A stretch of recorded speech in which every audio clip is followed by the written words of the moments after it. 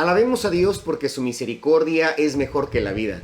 Dios le bendiga, hermano, Dios le bendiga, hermana. Es un gusto nuevamente estar con ustedes para aprender de la palabra de Dios. Y en esta ocasión vamos a estudiar el capítulo 9 del Apocalipsis con la lección titulada La quinta y sexta trompeta. Vamos a orar a Dios, vamos a pedirle que nos bendiga para que este tiempo sea de grande bendición y provecho para nuestro estudio. Eterno Dios, te damos las gracias porque nos das nuevamente la oportunidad, Señor, de elevar nuestro corazón en oración delante de ti para glorificar tu nombre y exaltarte, porque tú eres digno, Señor. Padre Santo, también te agradecemos la oportunidad que nos brindas de este tiempo de estudio. Te estamos pidiendo que abras nuestra mente, nuestro entendimiento para poder entender, para poder comprender, Señor, esta revelación que ha sido dada para nuestro entendimiento, Señor, como prevención para que nuestra vida se encuentre siempre bien delante de ti. Dios, bendice a mis hermanos, a mis hermanas, Señor, a todo aquel que esté viendo esta transmisión y permite que en todo esto tu nombre sea glorificado. Toma mi vida y permíteme exaltarte a través de la enseñanza. Por Cristo Jesús. Amén. El noveno capítulo, de hecho, este noveno capítulo, hermano, comienza con el verso 13 del capítulo 8 que estudiamos en la lección anterior.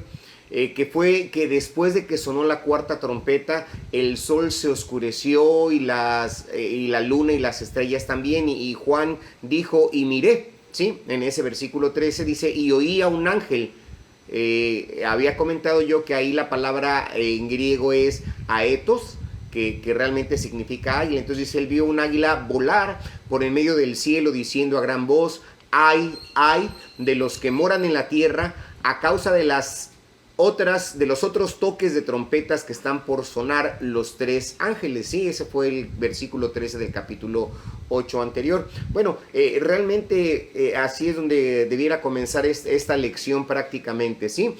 Básicamente lo que está diciendo ese personaje que está volando es que no has visto nada aún, ¿sí? Esos tres ay son de lamentación, de admiración de lo que ha de venir, ¿sí? Entonces esos tres ayes corresponden a tres trompetas, ¿sí? Por lo tanto, tres ayes en estos juicios de las trompetas son los que vamos a estudiar prácticamente, ¿sí? Y son los cuales que están por sonar. Nuestra lección se divide, como su título lo indica, en dos puntos, la quinta y la sexta trompeta. La séptima trompeta, al igual que como lo hicimos con el séptimo sello, vamos a dejarla más adelante por lo que le había explicado de los paréntesis sintéticos o las partes explicatorias, ¿sí? Va a pasar exactamente lo mismo. Entonces vamos a ver solamente la quinta y la sexta trompeta. Voy a comenzar con la quinta trompeta. Dice el versículo primero de Apocalipsis 9. El quinto ángel tocó la trompeta y vi una estrella que cayó del cielo a la tierra y se le dio la llave del pozo del abismo. Aquí es el pozo sin fondo. Ahora para los muertos es importante que entendamos que hay diferentes lugares donde están consignados. Fíjese, hermano, antes de Jesucristo, todo el mundo estaba consignado a la tumba y por lo tanto la palabra hebrea Seol, ¿sí? La palabra hebrea Seol significa tumba. Pero también en algunas traducciones de la Biblia, en algunas versiones, se tradujo como infierno. En el Nuevo Testamento, la palabra griega Hades, ¿sí? Es el equivalente de la palabra hebrea Seol. Ambas significan lo mismo. En hebreo es Seol, Antiguo Testamento. En el Nuevo Testamento es Hades y son equivalentes prácticamente. Es el mismo lugar. Es la tumba que, de acuerdo a Jesús, en Lucas capítulo 16, está dividida en dos compartimentos, ¿sí? Podemos leer que hay una división, hay dos partes en ese espacio. Uno de esos espacios era el lugar de tormento donde el pueblo era atormentado y el otro era el lugar de consolación, el lugar de aliento. En el capítulo 17 del Evangelio de Lucas, ahí Jesús nos habla de de un cierto hombre rico que vivía suntuosamente cada día, y a diario también había un pobre hombre, un pobre mendigo que estaba echado a sus puertas y sobrevivía, realmente solamente sobrevivía de todas aquellas migajas que caían de la mesa de este hombre rico. La historia muchos de nosotros la conocemos, quizá usted la conozca, la haya leído, la haya escuchado. El pobre murió y fue llevado por los ángeles al seno de Abraham. Más aún, el rico también murió y en el Hades, en el infierno, levantó sus ojos, dice ahí la narrativa bíblica, levantó sus ojos siendo atormentado. Y este hombre vio a Abraham y vio a Abraham a lo lejos, y también vio a Lázaro siendo consolado, siendo confortado. Este hombre rico ahí desde su lugar de tormento clamó y dijo: Padre Abraham, ten misericordia de mí y envía a Lázaro para que moje la punta de su dedo en agua y refresque mi lengua, porque estoy atormentado en esta llama. Pero Abraham le dijo: Hijo, acuérdate que recibiste tus bienes en vida, y Lázaro también males. Pero ahora hablando de Lázaro, es consolado aquí. Abraham le está diciendo: es consolado aquí en mi seno, en este espacio. Y tú, atormentado. Está ahí marcando la diferencia entre esos dos espacios. Dice, además de todo esto, dice la narrativa, y es bien importante que lo entendamos, dice que hay una gran cima que está puesta entre nosotros, dijo Abraham, entre nosotros y vosotros, de manera que los que quisieren pasar de aquí para vosotros no pueden, ni de allá pasar para acá. Entonces es bien importante, aquí es donde estamos marcando esos dos lugares, bueno, ese solo lugar que estaba separado, uno de consolación y otro de tormento. Y así es que Jesús realmente está dando la descripción del Hades antes de su muerte. Es bien importante, esto es antes de su muerte. Nosotros podemos leer en las profecías en cuanto al Mesías, específicamente en Isaías capítulo 61, como una parte del ministerio de Jesús estaba justamente en el abrir las puertas de la prisión a los que estaban justamente ahí aprisionados, y él iba a liberar a los cautivos. Antes de la muerte de Jesucristo había solamente cubrimiento de pecados, ¿sí? No existía el quitar el pecado, solamente se cubría. Era imposible que la sangre de los toros, que la sangre de los machos cabríos pudieran quitar el pecado de cualquier persona. Sí, de cualquier persona, no había forma, solamente se cubrían, no se quitaban. Todo lo que podía hacer, insisto, es cubrirlo. Se requirió de la sangre de Jesucristo para quitar el pecado, porque Él es el Cordero de Dios que quita, nos dice la palabra, el Cordero de Dios que quita el pecado del mundo. Así que antes de la muerte de Jesús sobre esa cruz, todos los hombres morían, o todos los hombres que morían iban a ese lugar llamado el Hades, insisto, el cual estaba dividido en esos dos compartimentos. Cuando los fariseos le pidieron, le demandaron a Jesús una señal, ¿sí? Dice la Biblia que él les respondió, o respondiendo les dijo: la generación mala y adúltera demanda señal, pero señal no les será dada, sino la señal del profeta Jonás. Porque como estuvo Jonás en el vientre del gran pez 3 días y 3 noches, así estará el Hijo del Hombre en el corazón de la tierra 3 días y 3 noches. Usted lo puede leer en el Evangelio de Mateo, capítulo 12, versos 39 al 40. ¿Sí? Y en el segundo capítulo de los Hechos, cuando el Espíritu Santo descendió sobre la iglesia y una multitud, o toda la multitud que se congregó por ese fenómeno que acompañó el derramamiento del Espíritu Santo, la palabra de Dios nos dice que Pedro se paró en medio de esa multitud y él comenzó a predicarles. Primeramente respondió a una pregunta, a la pregunta que planteaban los que estaban ahí consternados: ¿qué significa eso? Lo que él contestó, les dijo que lo que significaba es que Dios había cumplido su promesa de derramar, ¿sí?, de su Espíritu Santo sobre toda carne. Pero luego Pedro comienza a predicarle a las personas en cuanto a Jesús. Si usted recuerda, ahí en Semana Santa le hablé de estos querigmas, de esta predicación que hizo Pedro, de 7 puntos importantes, que ahorita quiero resumir también rápidamente esos 7 puntos importantes. Sí, el número 1, él les habla de la identificación. Él dice: Jesús Jesús Nazareno, varón aprobado por Dios entre vosotros, con maravillas, prodigios y señales que hizo entre vosotros, por medio de él, como vosotros mismos sabéis. Sí, esa es la primera característica o el primer punto importante, la identificación de Jesús, que Pedro hace, de Jesús Nazareno. 2, el segundo punto 2, a este entregado por determinado consejo y anticipado conocimiento de Dios. Sí, entonces fue entregado. 3, prendisteis, fue aprendido. 4, matasteis por manos inicuas. 5, crucificándole, ¿sí? Es quinto punto. 6, al cual Dios, fíjese hermano, levantó, suelto los dolores de la muerte, por cuanto, y ahí viene el séptimo punto de este querigma o de esta predicación de Pedro, que es muy importante. El punto 7 dice, por cuanto era imposible que fuese retenida por ella, ¿sí? ¿Sí? Y lo que hace aquí Pedro es, luego de confirmar esta declaración, él dice, imposible que fuese retenido por ella.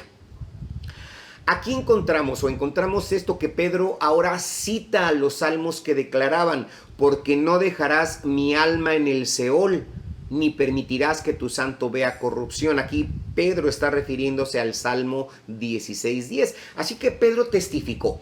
Él lo que testificó es que Dios no dejó su alma en el Seol, sino que a este Jesús resucitó de los muertos. Sí, resucitó Dios, de lo cual todos nosotros somos testigos, ahí en el capítulo 2, verso 32. Entonces, esto es lo que testifica Pedro. Pablo, el apóstol, en su carta a los Efesios, capítulo 4, dijo, por lo cual dice, subiendo a lo alto, se está refiriendo a Jesús, llevó cautiva la cautividad y dio dones a los hombres. Y eso de que subió, ¿qué es? Sino que también había descendido primero a las partes más bajas de la tierra. Sí, Efesios 4, 8 y 9. La profecía de Isaías se cumplió, ¿sí? Lo que estamos, o lo que comenté hace ratito, se cumplió. Así que cuando él descendió, él condujo a los cautivos de su cautividad al ascender a los cielos. Así que ahora, para el Hijo de Dios, el camino, para todo aquel creyente, el Hijo de Dios, el camino ha sido ya abierto, el camino ha sido preparado, el camino ha sido hecho a través de Jesucristo. Leemos en 2 Corintios 5:8, pero confiamos y más quisiéramos estar ausentes del cuerpo y presentes en el Señor. Pablo el apóstol, escribiendo también a los Corintios, dijo, conozco a un hombre en Cristo que hace 14 años, si en el cuerpo no lo sé, si fuera del cuerpo no lo sé, Dios lo sabe, fue arrebatado hasta el tercer cielo. Fue arrebatado, dice aquí, al paraíso, donde oyó palabras inefables que no le es dado al hombre expresar. ¿Sí?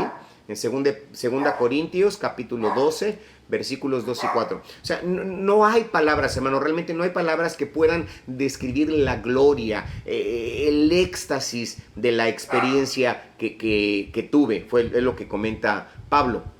Entonces, hermano, lo que sucede así es que Jesús abrió las puertas de los cielos, ¿sí? Para los santos. Abrió estas puertas para todo creyente hacia Dios. Y ahora, como dijo Pablo, porque de ambas cosas estoy puesto en estrecho. Dice, teniendo deseo de partir y de estar en Cristo, lo cual es muchísimo mejor. Pero quedar en la carne me es necesario por causa de vosotros. Esto se los dijo a los filipenses en el capítulo 1, versículos 23 y 24. Y así, hermano, así que de ambas cosas, dice Pedro, estoy siendo como que motivado a ir al cielo, de quedarme en la tierra. Tiene esas emociones mezcladas. Bueno, entonces, hermano, hermana, amigo, una porción del Hades, sí, lo que le comenté, ese espacio antes de la muerte de Jesucristo, que estaba dividida en dos partes, una para tormento y otra para consolación, una parte de ese espacio, de ese Hades, ha sido vaciada. ¿Cuál ha sido vaciada? Aquella donde Abraham estaba confortando a los que habían muerto mientras esperaban que la promesa del Mesías se cumpliera. Hay un segundo lugar llamado el abuso, ¿sí? Es una palabra aquí no latina, el abuso o el pozo. Y este abuso es el túnel que conduce al abismo. Hay un lugar en la tierra prácticamente donde está este lugar que conduce realmente a ese abismo.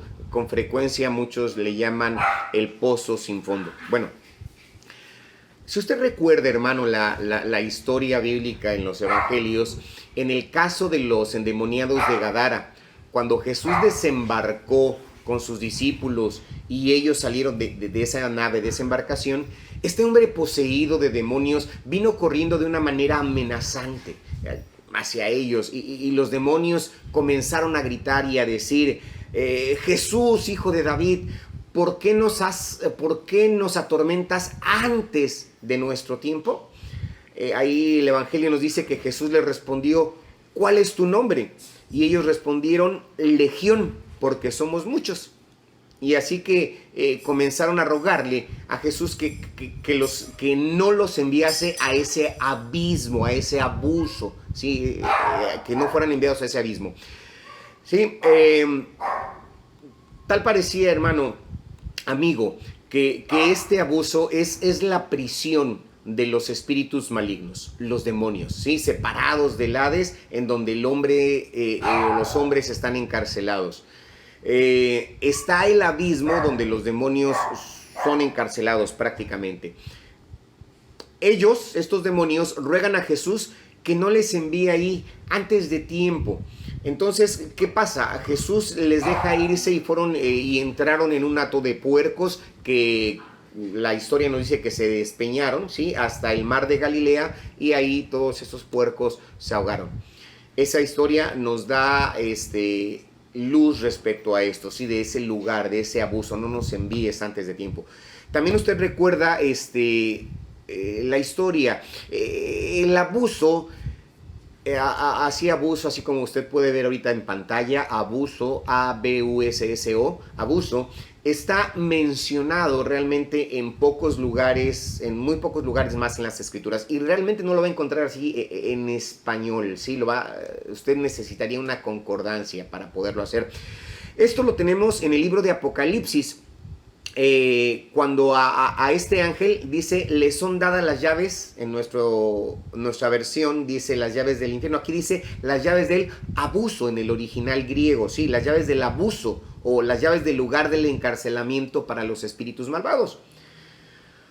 Cuando el anticristo viene a escena en Apocalipsis capítulo 17, que vamos a estudiar posteriormente, hermanos, si Dios nos presta vida, se nos dice que él sale, ¿sabe de dónde? Del abuso, ¿sí? De ese abuso.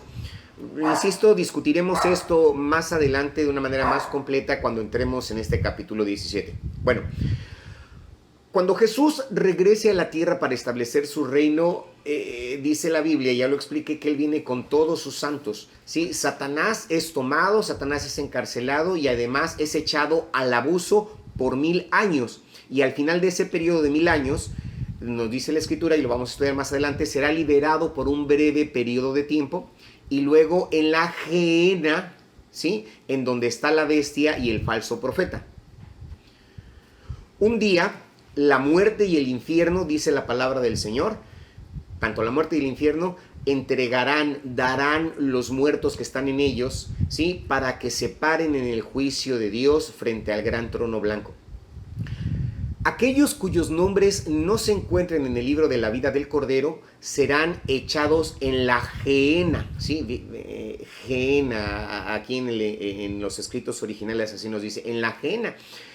Y es así que el próximo lugar que tenemos en el Nuevo Testamento, que muchas veces es traducido como infierno, ¿sí? Es Gehenna, pero insisto, son lugares separados, tendremos que entenderlo. Entonces, a menos que usted tenga una concordancia, quizá resulte un poco difícil saber si es el infierno al cual se hace referencia, si es el Hades o es la Gehenna, porque son lugares separados. La Gehenna, ¿sí? La Gehenna es diferente al Hades, son diferentes. Jesús describió esto como el lugar de las tinieblas de afuera, donde habrá o donde hay lloro, crujir de dientes, el lamento. Es el lugar final de encarcelamiento para los espíritus inmundos. La Gehenna es el lugar de encarcelamiento para los espíritus inmundos. Los primeros habitantes de la Gehenna serán la bestia y el falso profeta. Cuando Jesús regrese a la tierra a establecer el reino, su reino, el reino de Dios, Él va a destruir la bestia y al falso profeta, dice la palabra, o dice la escritura, con la palabra que sale de su boca, y serán echados ahí en ese lugar, en la gehenna. Mil años más tarde serán liberados. Después de habrá una breve rebelión. Y al final del reinado milenial de Cristo, dice en Apocalipsis 20:10, que estudiaremos más adelante, dice: y el diablo que los engañaba fue lanzado en el lago de fuego y azufre, donde estaba la bestia, y el falso profeta. Sí, es la gehenna. Esa parte del lago de fuego y azufre es la gehenna. Y leemos también en el capítulo 14 de este mismo libro de Apocalipsis, que estaremos cubriendo un poquito más adelante. Dice: y el humo de su tormento sube por los siglos de los siglos. Prácticamente es lo que nos dice ahí en la palabra del Señor. El lugar de morada eterna para todos aquellos que rechazan el amor de Dios, ese amor que ha sido ofrecido a ellos tan libremente, hermano, por Jesucristo. Realmente no hay pago, no hay nada más que el aceptarlo. Bueno, este amor que ha sido entregado por Jesucristo, ¿sí? Así que usted podría separarlos en su mente. Usted podría separar estos dos lugares diferentes en su mente. Es interesante que cuando Jesús regrese, que cuando Jesús congregue a las naciones para juicio y las separe, así como nos dice la Biblia, así como el pastor separa a las ovejas de los cabritos, para aquellos que estén a su diestra, Él dirá: venid, benditos de mi Padre, heredad el reino preparado para vosotros desde la fundación del mundo. Mateo 25:34.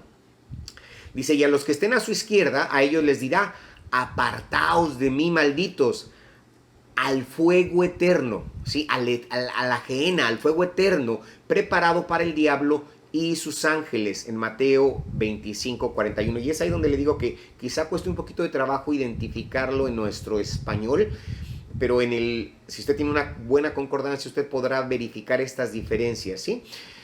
Bueno, este lugar, la gehenna, este lugar no estaba preparado para el hombre. Estaba preparado para Satanás, o está, mejor dicho, está preparado para Satanás por causa de su rebelión y aquellos que se unan a Satanás en su rebelión. Debiera ser notado, hermano y amigo, y realmente no quiero confundirle, pero hay un lugar más, ¿sí? Aparte de y ese lugar más es el Tártaros, ¿sí? El Tártaros es el lugar de encarcelamiento y solamente se menciona una sola vez, y esto lo hace Pedro. El Tártaros es el lugar de encarcelamiento para ángeles, o para aquellos ángeles que no guardaron su estado original, su estado primero. Y estos ángeles están reservados en cadenas ahí en el Tártaros, aguardando el día del juicio. Bueno,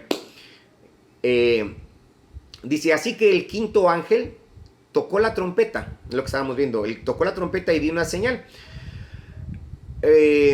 Y vi una estrella. Aquí creemos, hermano, que esa estrella es Satanás. Dice: uno de los ángeles, dice ahí, que cayó del cielo a la tierra y se le dio la llave del pozo del abismo, ¿sí? Si usted recuerda el capítulo 1, cuando comenzamos a estudiar, hermano, fue prácticamente la primera o segunda, no la lección, pero fue en cualquiera de esas dos lecciones. Cuando Jesús se describe a sí mismo, leemos que Él se describe y dice: yo soy el alfa y la omega, el primero y el último. Y dice ahí en el capítulo 1, versículos 11 y 18, dice: y tengo las llaves de la muerte y las llaves del Hades, ¿sí? Entonces Jesús es el propietario, Jesús es quien tiene las llaves. Jesús, abrió las puertas de la prisión para los que estaban atados, como le comenté. Entonces Él tiene las llaves, pero ahora le encontramos dándole la llave a esa estrella, la cual viene con esa llave para abrir ese lugar, para abrir el abismo, ¿sí? Fíjese en el versículo 2, esta estrella que cayó, y que a esa estrella a quien se le fueron dadas las llaves del abismo, dice: abrió el pozo del abismo, dice, y subió el humo del pozo como humo de un gran horno, y se oscureció el sol y el aire por el humo del pozo. En algún lugar sobre la tierra, sí, hermano, sobre nuestro planeta, hay un pasaje, un pasadizo que conduce justamente hacia ese abismo. Dice, y cuando este ángel lo abra, Satanás lo abra, cuando en forma de estrella que cae, el humo del abismo se levantará y cubrirá la tierra, causando, hermano, que el sol se oscurezca. Dice el versículo 3, dice, y del humo, ¿sí? Salieron criaturas demoníacas prácticamente, dice. Aquí, fíjese, hermano, en la imaginería, lo que le estaba comentando, Juan trata de describir lo mejor que puede. Es quizá complicado para Juan. Cuando nosotros no conocemos las cosas y se nos pide que las describamos, tratamos de hacerlo mejor. ¿Qué dice Juan? Aquí al parecer lo más cercano es la apariencia como de langosta, dice Juan, así como langosta. ¿Por qué? Él le dice, y del humo salieron langostas sobre la tierra. Sí, no específicamente los animales, sino como langostas de la tierra, y se les dio poder, como tienen poder los escorpiones de la tierra. Los escorpiones tienen un poder, tienen el poder que cuando pican, sí, son tan ponzoñosos que una picadura puede causar resultados terribles, inclusive en algunos casos hasta la muerte. Entonces, de modo que dice, y del humo salieron langostas sobre la tierra, y se les dio poder, como tiene poder los escorpiones en la tierra. Versículo 4 dice, y se les dio y se les mandó que no dañasen la hierba de la tierra. Así que estamos viendo que estos seres son inteligentes, ¿sí? No son las langostas ordinarias que vemos en ciertas temporadas de otoño, hermano. No, son seres inteligentes. ¿Por qué? Porque se les mandó y estos obedecieron. Por supuesto, aquí el pasto, los árboles son la comida común de las langostas. Son realmente las cosas que ellos atacan, las plantas, las cosas verdes. Hemos visto, y aquí en Cancún lo hemos vivido en repetidos años, hermano, cuando estas langostas pueden dejar desnuda completamente toda un área, así acaban completamente con todo el verdor. Pero aquí se les dice que no pueden atacar el pasto, dice, ni cosa verde alguna, ni árbol, ni ningún árbol, sino solamente a los hombres que no tuviesen el sello de Dios en sus frentes. Ahora bien, fíjese, hermano, amigo, aquí es donde Dios comienza a hacer una separación. Si recordamos un poquito las lecciones pasadas, yendo un poquito hacia atrás, usted debe recordar o puede consultar los videos anteriores cuando estudiamos el capítulo 7. Ahí vimos que 144,000 que fueron sellados por Dios en sus frentes, ellos son los que no serán, que no serán heridos por los 4 vientos que eran retenidos por los ángeles. Ahora, aquí nuevamente vemos la distinción. Aquí es donde estas criaturas demoníacas no les es dado poder sobre estos 144,000 para atormentarlos con sus aguijones, ¿sí?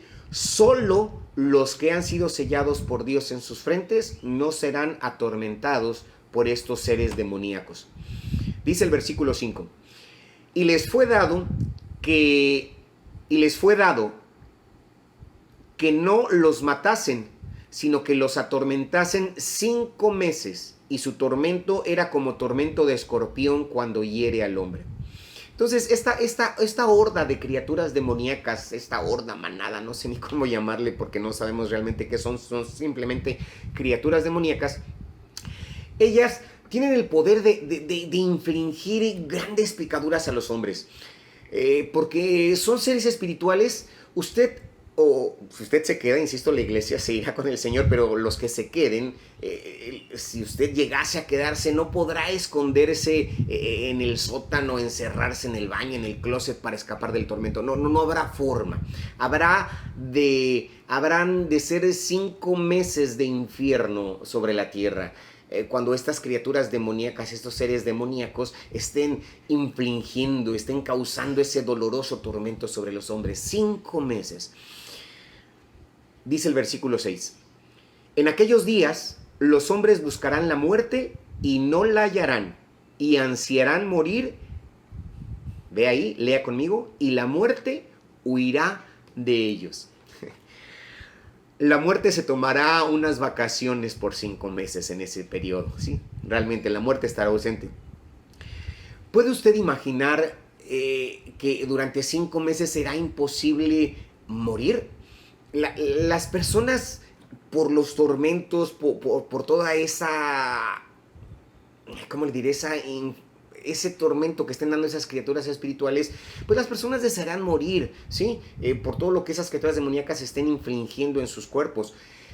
Querrán dejar de existir y quizá podría alguno pensar que tomando una pistola y colocarla en la cabeza y se disparara o disparara en su cerebro, aún así, aquí nos dice, no morirá, sino que tendrá que estar en esa condición. Si alguien se lanza de algún espacio alto queriendo morir, pues así con sus fracturas y demás seguirá viviendo. Nadie morirá durante esos 5 meses. Será horrible, realmente será horrible. Como le he dicho antes una y otra vez, realmente, amigo, usted no querrá estar aquí en la tierra cuando esto suceda. Versículo 7. Y el aspecto de las langostas.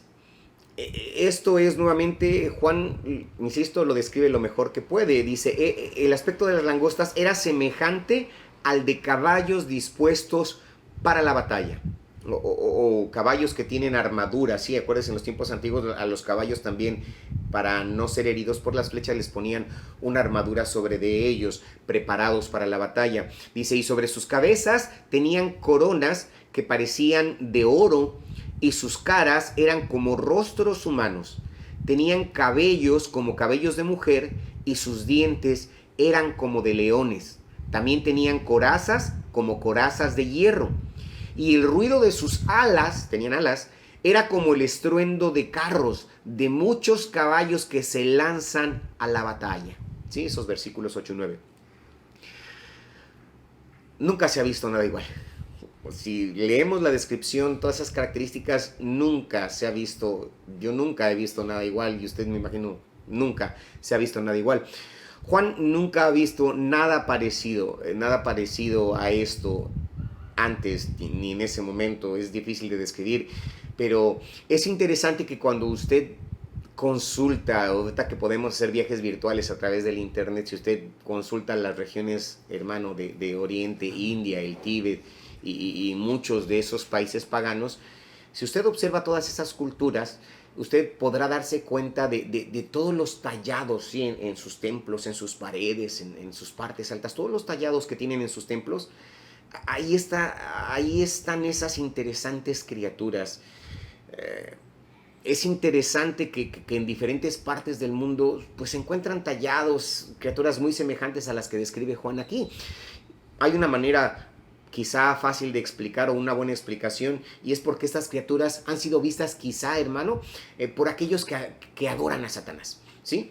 Y son visiones pues de seres demoníacos. Bueno, aquí Juan describe a este particular ser demoníaco y nos dice que el sonido de carrozas, muchos caballos, así como muchos caballos saliendo a la batalla.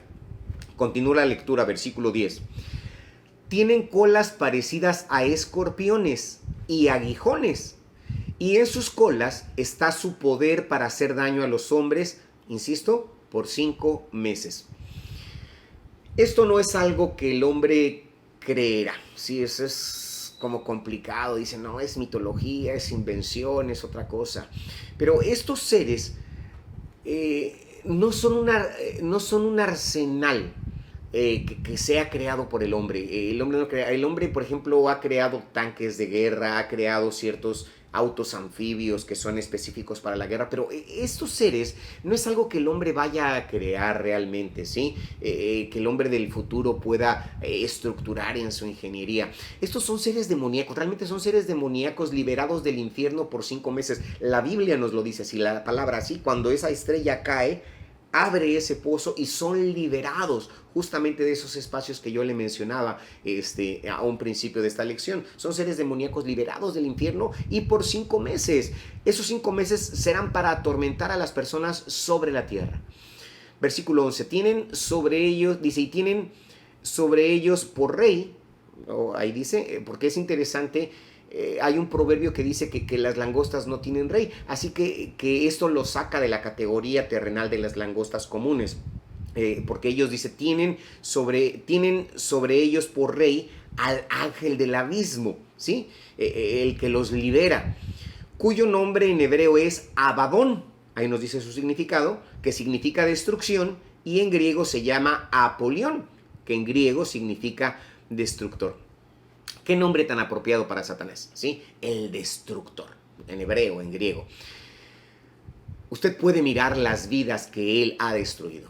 A nuestro alrededor, por donde quiera que usted mira, por donde quiera que usted anda, puede ver vidas jóvenes, vidas adultas, vidas ya muy maduras que han sido destruidas. Personas que lamentablemente se han entregado a Satanás y a los poderes de las tinieblas. Y vemos cómo Satanás, cómo este Abadón ha destruido, ha arruinado completamente sus vidas. Por eso se le llama Abadón. Paso a la sexta trompeta. ¿Sí? Sexta trompeta. El primer ay ha pasado. He aquí, vienen dos ayes después de estas cosas. El sexto ángel tocó la trompeta y oí una voz que salía de los cuatro cuernos del altar de oro que están delante de Dios. Versos 12 y 13. Los cuernos siempre han sido símbolo de poder.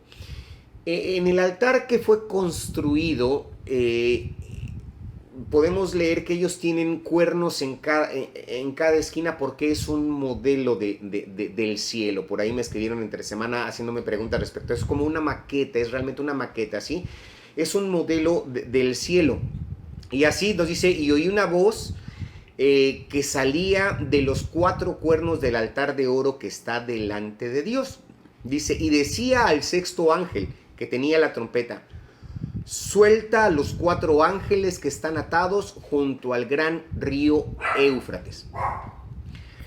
Aquí estamos viendo que se libera sobre la tierra otro grupo de ángeles caídos, otro grupo de poderes demoníacos. Ya vimos el primero en la trompeta anterior, aquí este grupo de ángeles caídos o poderes demoníacos.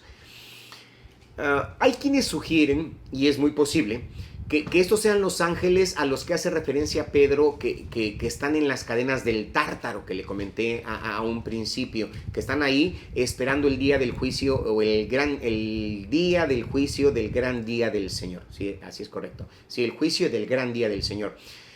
Que estos ángeles, hermano, amigo, son tan feroces, son tan dañinos, que Dios, por bien de la humanidad, los mantiene encadenados. Bueno, ellos estarán sujetos, estarán amarrados hasta el día del juicio del Señor, cuando Dios los libere y los deje sueltos sobre la tierra. Esta es una posibilidad. Bueno, pero están los cuatro ángeles que están atados en el gran río Éufrates. Babilonia fue el lugar de la rebelión contra Dios. Y de acuerdo a los estudiosos, el huerto del Edén estaba en algún lugar, en alguna planicie babilónica, ahí cerca de Babilonia, perdón. Babilonia es el origen de casi todo sistema religioso falso. Babilonia es el lugar del nacimiento de las religiones falsas. Bueno, dice el versículo 15, y fueron desatados los cuatro ángeles que habían sido preparados para la hora, el día, el mes y el año, para matar la tercera parte de la humanidad. En el lenguaje griego, cuando revisamos el griego, ¿sí? de estos versículos en particular, el lenguaje griego tal parece como que indica que ellos hicieron toda una devastación en una sola hora, ¿sí? En una sola hora en particular, en una hora de un año, de un mes en particular, aquí como nos dicen, un día en particular. Una hora completa para hacer una completa devastación. Y otra podría entenderse como 13 meses, un día y una hora. ¿Sí? Son esas dos posibilidades, que fue una hora en un tiempo en particular, y otra de las interpretaciones podría ser lo que le estoy comentando, ¿sí? 13 meses y un día y una hora. Pero realmente pareciera ser que se refiere solo a una hora, ¿sí? A una hora de un día en particular. La primera posición, una hora de un mes en particular, de un año en particular. Ellos están esperando justamente ese momento. Dice el versículo 16, y el número de los ejércitos de los jinetes era de 2 millones. Yo escuché su número, dice Juan. 200 millones, hermano. 200 millones. Así que parece que estos 4 ángeles que estaban atados ahí en Babilonia, bueno, en el río, hermano, estos tienen el control de millones de seres demoníacos, ¿sí? Millones, ahí nos dice, de seres demoníacos. Los van a poder liderar. ¿Por qué lo comento, hermano? Dice el versículo 17. Y así es como vi en la visión los caballos, dice, y a los que los montaban. Los jinetes tenían corazas color de fuego, de jacinto y de azufre. Las cabezas de los caballos eran como cabezas de leones, y de sus bocas salía fuego, humo y azufre. Ellos, estos personajes, no son como cualquier caballo, ¿sí? Como los caballos que conocemos actualmente. Estos caballos, o ellos son, nuevamente estamos viendo aquí, son criaturas, son seres de un reino espiritual, son seres de un orden demoníaco, algo no visto por nuestros ojos naturales. Versículo 18 dice, y la tercera parte de la humanidad fue muerta por estas 3 plagas, por el fuego, el humo y el azufre que salía de sus bocas prácticamente. En el juicio de esta trompeta, la tercera parte de la población del mundo morirá. Si asumimos que pensando más o menos para que tengamos una idea más clara, si asumimos que cuando la iglesia sea arrebatada de la tierra, hermano, vamos a suponer que habrá unos 4 millones de personas menos en el planeta, ¿sí? En los primeros 4 sellos, una cuarta parte de la población será destruida, dejando solamente 3 billones de personas. Al momento de sonar esta sexta trompeta, de acuerdo a lo que leímos, otro tercio del remanente de personas morirá, otro billón de personas. Así que la población de la tierra pues se va a reducir a la mitad, ¿sí? A la mitad antes de pasar incluso por el periodo de la gran tribulación. Entonces, hermano, como dijo Jesús, será un tiempo de gran tribulación como el mundo jamás, ¿sí? Como el mundo jamás ha visto o volverá a ver. Dice el versículo 19, porque el poder de los caballos está en su boca y en sus colas, pues sus colas son semejantes a serpientes, tienen cabezas y con ellas, dice versículo 19, con ellas hacen daño. Lo que realmente me impresiona y me alarma, aparte de esos seres demoníacos descritos que mi mente a veces como que no los concibe, pero fíjese, aparte de la descripción de estos seres demoníacos, lo que más me impresiona es lo que dice el siguiente versículo. Fíjese, el versículo 20. Y el resto de la humanidad, los que no fueron muertos, los que quedaron después de haber vivido todos esos tormentos, hermano, tremendos por los escorpiones durante 5 meses, donde no había muerte y demás, no, todos aquellos que quedaron, los que vieron estos jinetes, dice, el resto de la humanidad, los que no fueron muertos por las plagas, dice aquí, no se arrepintieron de las obras de sus manos, no hubo un arrepentimiento, ¿sí? No se arrepintieron de las obras de sus manos, ni dejaron de adorar a los demonios y a los ídolos de oro, de plata, de bronce, de piedra y de madera, que no pueden ver, ni pueden oír, ni andar. La adoración a los falsos dioses, y estos falsos dioses son la personificación pues, de varias emociones. Son la personificación de diferentes ambiciones, de diferentes influencias controladoras de la vida de las personas. Note usted, vea hermano, amigo, que cada persona tiene un Dios. Incluso el hombre que se dice ser ateo, ese aunque se diga ser ateo, también tiene un Dios. Él solo está diciendo, vociferando que no cree en Dios, que no cree en el Dios que creó el universo, que no cree en el Dios que se revela en la Biblia. En los tiempos de la Biblia, las personas eran más honestas, las personas eran más sinceras de lo que somos nosotros actualmente. ¿Por qué? ¿Por qué lo digo? Porque ellos reconocían a estos falsos dioses, realmente los reconocían. Actualmente, hoy día, hermano, las personas no reconocen o no se dan cuenta que están adorando a dioses falsos. Esto es porque ya no se hacen quizá pequeñas imágenes que los representen, ¿sí? Como anteriormente, pero tienen de alguna forma o de alguna manera, se les adora conscientemente. Por ejemplo, ellos pueden adorar a Baco, ¿sí? Van a decir, ¿quién es Baco? Baco es el dios del vino, ¿no? Pueden adorar a Baco. Se entregan a sí mismo a las fiestas, a beber y demás. Y hay personas actualmente que están adorando a este Dios. No le harán su idolito, o no le harán su forma, no lo tendrán en su nicho, pero realmente lo están adorando porque están apasionados por ellos, ¿no? Levantando la copa y celebrando todo por ellos, ¿no? No, a pesar de que no tengan un pequeño ídolo que los represente. De esta manera, pues están totalmente engañados. Ellos quizá digan, yo no tengo ningún Dios, yo no creo en Dios, pero en realidad tienen algo que es su pasión. En realidad esa pasión les controla, esa pasión tiene el dominio de sus vidas, porque ese es su Dios, ¿sí? Y cuando estos espíritus demoníacos traigan su destrucción, traigan su tormento a la tierra, estas personas, en lugar de arrepentirse porque se quedaron, no pertenecen a la iglesia, sino que se quedaron aquí, todo aquel que se quede aquí a la gran tribulación en la tierra, en lugar de arrepentirse, en lugar de caer sobre sus rostros y rogar a Dios por un perdón, ellos se van a rehusar a arrepentirse de sus horribles prácticas. Ellos adorarán a estos demonios y a todos los ídolos de oro, de plata y de bronce. Y dice, y no se arrepintieron. Dice el versículo 21, no se arrepintieron de sus homicidios, ni de sus hechicerías, ni de su fornicación, ni de sus hurtos. ¿Sí? Fíjese, ¿quiénes son los que se quedaron? Aquellos que matan, que creen en la hechicería o la practican, que fornican, que roban.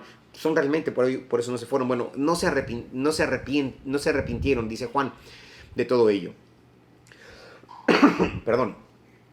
El apóstol Pablo habla acerca de la acumulación de furia. Dice que se acumula ira o furia sobre furia, ¿sí? Dice que por la dureza de sus corazones sin arrepentimiento se acumula ira para el día de la ira. Y es trágico cómo las personas se encierran tanto en su maldad. Es trágico cómo se rehúsan a arrepentirse, cómo se rehúsan a cambiar, cómo se rehúsan a abandonar sus costumbres. Cuando avancemos un poco más en el Apocalipsis, estamos en el capítulo 9, cuando avancemos más y lleguemos a lleguemos a cierto punto, cuando entremos específicamente en el capítulo 16, cuando hablemos de vasijas, ahorita estamos hablando de trompetas, pero cuando hablemos de las vasijas o de las copas, ¿sí? Esa copa que se vierte o que vierte los juicios de Dios sobre la tierra, ahí más adelante, pero ahorita lo traigo tantito a colación, dice, el quinto ángel de Apocalipsis 16:10 derramó su copa. Insisto, esto es más adelante. Es cuando ellos van a experimentar, todos ellos van a experimentar su juicio. Aquí estamos viendo que ellos no se arrepienten, al contrario maldicen. Dice, derramó su copa sobre el trono de la bestia, dice, y su reino se cubrió de tinieblas, dice aquí, y se mordían de dolor sus lenguas, y maldecían al Dios del cielo por su sufrimiento, mas aún no se arrepintieron de sus obras. Fíjese, el nivel de maldad, de obstinación en el corazón del hombre no arrepentido. Aquí están sus lenguas todas adoloridas, y en lugar de utilizar sus lenguas para rogar por misericordia, para pedir que Dios les perdone, en lugar de eso, dice aquí, que ellos utilizan sus lenguas para blasfemar a Dios por el dolor, por las llagas, y aún así se rehúsan al arrepentimiento, se rehúsan a arrepentirse de su obra, de sus obras. Lo que sucede realmente es que cuando una persona endurece su corazón hacia Dios, cuando una persona endurece su corazón hacia las cosas de Dios, cuando una persona se involucra en la adoración a otros dioses, a dioses falsos, se puede llegar al lugar donde sus corazones, se puede llegar al punto donde su corazón se vuelve tan duro que no hay lugar para arrepentirse.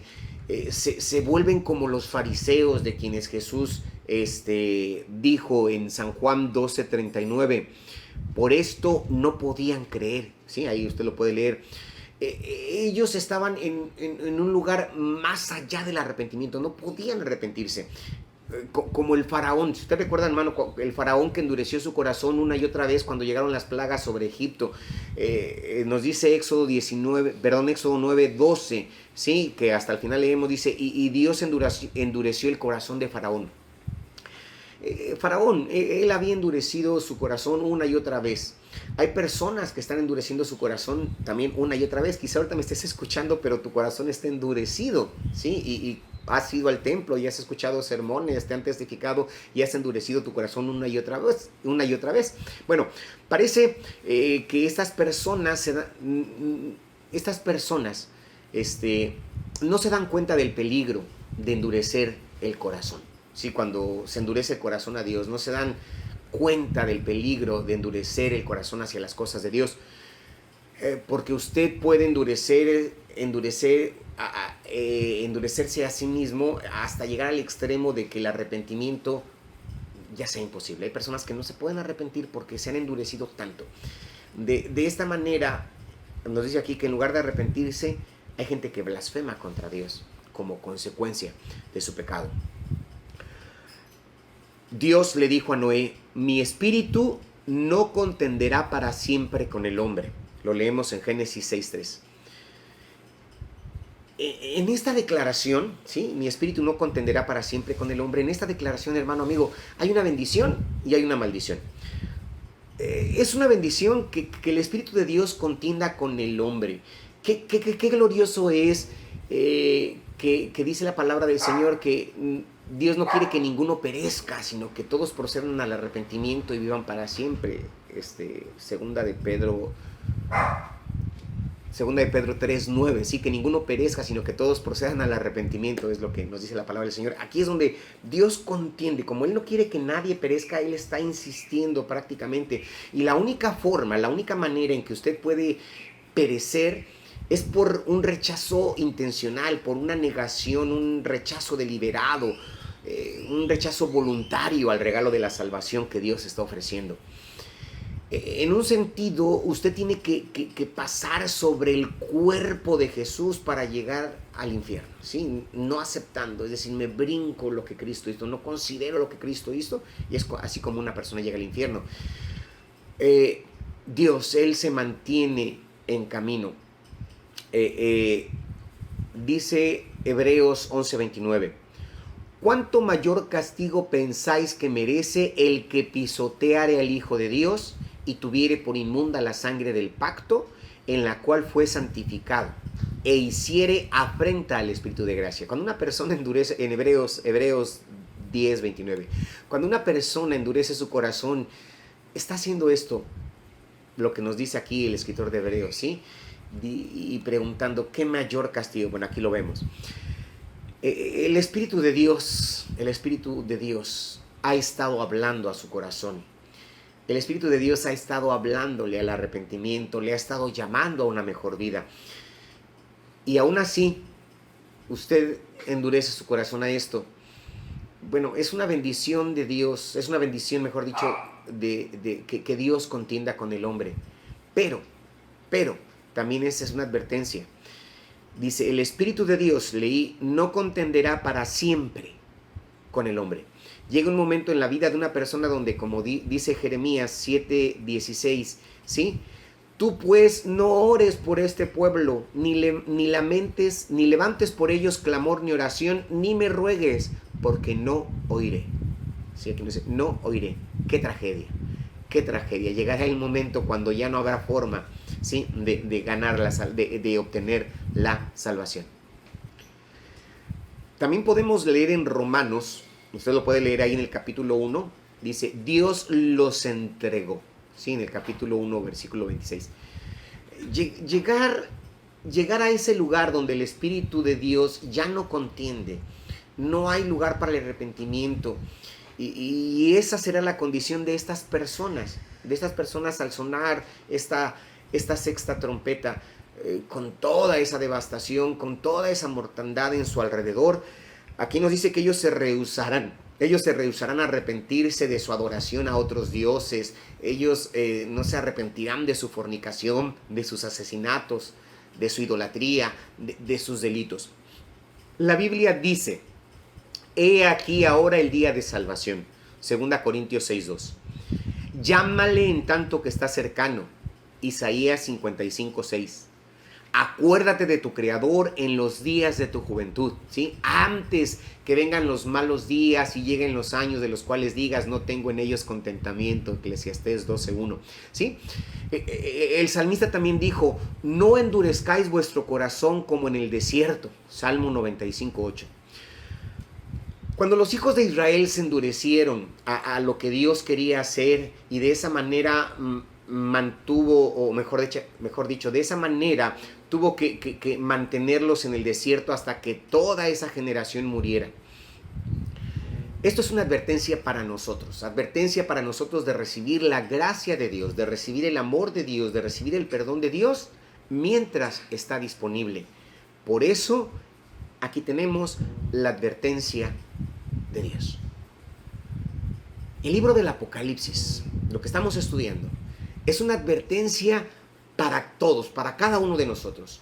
Usted no tiene que estar aquí cuando lleguen las trompetas del juicio. Usted puede estar con la iglesia allá en las regiones celestiales. Usted puede estar con el Señor alrededor del trono adorando al Rey. Usted, insisto, le vuelvo a decir como en las lecciones pasadas, usted no querrá estar aquí. Se lo aseguro. Oremos a Dios para terminar. Padre eterno, nuevamente alabamos tu nombre. Te bendecimos, Señor, y te agradecemos tus múltiples favores y misericordias. Te agradecemos la advertencia que tu palabra nos da.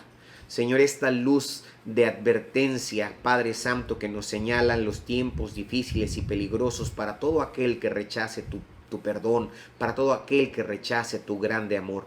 Te pedimos, Dios, nos mantengas firmes en santidad, en temor, Padre Santo, y alejados, Señor, apartados de todo este mal que vendrá sobre la tierra.